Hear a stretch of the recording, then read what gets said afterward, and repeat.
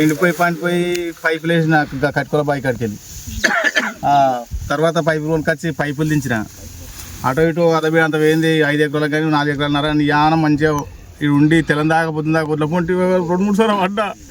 నాకు ఇంకా ఏం లేదు, ఇక చెప్పుకుంటాను కూడా నాకు ఇది ఏమైతే మొత్తం ఒక ఎత్తులేదు. ఇన్ని ఏళ్ళ కూడా ఈ 50 ఏళ్ళ కూడా చూసినా కానీ ఈ పూర్తి ఎన్నట్టు రాలే మనకు కొడితే సగం చాడ బాబు ఒక ఎత్తే లేదు. ఇలా ఏదైనా నాకు ప్రభుత్వం ఏదైనా సాయం చేయండి, ఏదైనా చేయండి దయచేసి. ఎన్ని ఎకరాలు ఎంతలా కూడా అయింది? 1,20,000 దాకా అయింది బాబు. 6 ఎకరాల పొలం వేసిన వరి పంట. 6 ఎకరాల పొలం వేస్తే ఎత్తు లేకుండా రాలిపోయింది సార్.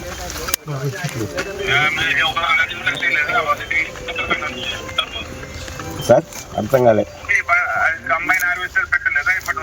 లేదు సార్, ఇంకా ఆడ ఇగో ఎల్లుండి వరకు ఇంకో 3 రోజుల వరకు వస్తామని అనుకున్నా. అంతా నిన్న వచ్చి మొత్తం పాడు చేసుకొని పోయింది. నేను ఏం చేయాలంటే ఈ రోజు అగ్రికల్చర్ ఆఫీసర్ గారికి పంపుతాను మీ పొలం దగ్గర. ఆ పొలంలో వాళ్ళు అసెస్మెంట్ చేసి మా గవర్నమెంట్ కి పంపుతాం. గవర్నమెంట్ నుంచి నష్టపరిహారం వచ్చేస్తుంది, మీరు పరిచయం కాకండి. సార్ ఇగో 2 మామిడి చెట్టు కూడా పోయినాయి మొత్తం. నో ప్రాబ్లం, నేను ఉన్నాం కదా, నేను ఉన్నాం, గవర్నమెంట్ ఉంది మీతో పాటు. దయచేసి అది పరిచయం కాకండి. ఏదైనా అయితే మహేందర్ రెడ్డి గారికి చెప్పండి, సరేనా సార్? నేను ఈ రోజు అగ్రికల్చర్ ఆఫీసర్ గారు వస్తారు. ఏ ఊరు మీది? మధ్యకొండ sir. They are here only, sir.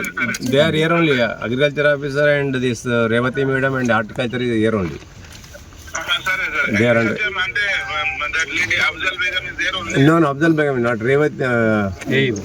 AU is here. No, I will assign Afzal Begum to that. AU and AO both are here and horticulture officer also here. No, horticulture fine. Horticulture is fine, but agriculture also I will send, sir. Okay, right. Thank you. Thank you. Thank you.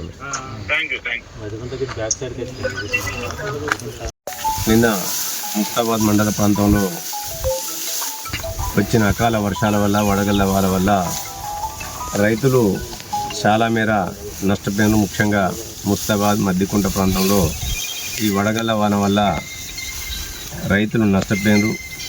ఏదైతే నష్టపోయిన రైతులకు ప్రభుత్వం అండగా ఉంటుంది. గౌరవ ముఖ్యమంత్రి యనమల రేవంత్ రెడ్డి గారు కానివ్వండి, కాంగ్రెస్ ప్రభుత్వం కానివ్వండి. కాంగ్రెస్ ప్రభుత్వం అంటేనే ప్రజాప్రభుత్వం, రైతు సంక్షేమ ప్రభుత్వం.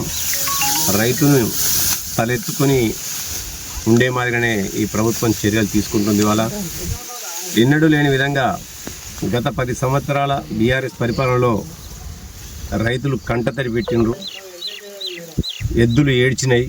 అందుకే ప్రజలందరూ కూడా కాంగ్రెస్ పార్టీ అంటేనే దివంగత ముఖ్యమంత్రి వైఎస్ రాజశేఖర రెడ్డి గారు ఏదైతే రైతు సంక్షేమ పథకాన్ని చేపట్టి రైతులకు రుణమాఫీ నుంచి రైతుకు అన్ని విధాలుగా రావాల్సిన ఎరువుల సబ్సిడీ నుంచి మొదలుకుంటే ప్రతి సబ్సిడీని కూడా రైతుకు అందించి వ్యవసాయం దండగా అనుకున్న దాన్ని వ్యవసాయాన్ని పండగ మార్చిన ఘనత గత కాంగ్రెస్ ప్రభుత్వానికి. కానీ గత 10 సంవత్సరాల కాలంలో బీఆర్ఎస్ ప్రభుత్వంలో తెలంగాణ పేరు చెప్పుకొని అధికారంలోకి వచ్చిన తర్వాత రైతుల పాలిట రాక్షసంగా ప్రవర్తించి ఏ విధంగా రైతులను దోచుకున్నదో మీరందరూ కూడా చూసింది కదా. కానీ కాంగ్రెస్ ప్రభుత్వం అధికారంలోకి రాగానే ఎక్కడ లేని విధంగా రైతులకు వడగళ్ళ వనగళ్ళ కానీ, అతివృష్టి వల్ల కానీ, అనావృష్టి వల్ల కానీ, దోమకాటు వల్ల కానీ నష్టపోయిన ప్రతి రైతుకు కూడా నష్టపరిహారాన్ని ఎకరాకు 10,000 చొప్పున ఇవ్వడం జరిగింది. గౌరవ తుమ్మల నాగేశ్వరరావు గారు మన సిరిసిల్లకు వచ్చిన సందర్భంగా కూడా రైతులకు ఏ విధంగా నష్టపోయినా కానీ ప్రభుత్వం అండగా ఉంటుంది, వారికి నష్టపరిహారం ఇవ్వడం జరుగుతుందని చెప్పి వారు చెప్పడం జరిగింది. తప్పకుండా కాంగ్రెస్ పార్టీ రైతుల పక్షాన ఉంటుంది. రేవంత్ రెడ్డి గారు రైతు పక్షపాతి. ఎవరు ఏది నష్టపోయినప్పటికి కూడా వారికి ఎకరాకు ఎంతో ఇంకా ఈసారి డిసైడ్ చేయలేదు. ఈ పంట మాత్రం 100% ఎక్కడ లేని విధంగా ఆరుగాలం కష్టపడ్డ పంట అర నిమిషంలో ఈ వడగళ్ళ వాన రూపాన తుడిచిపెట్టుకుపోయింది.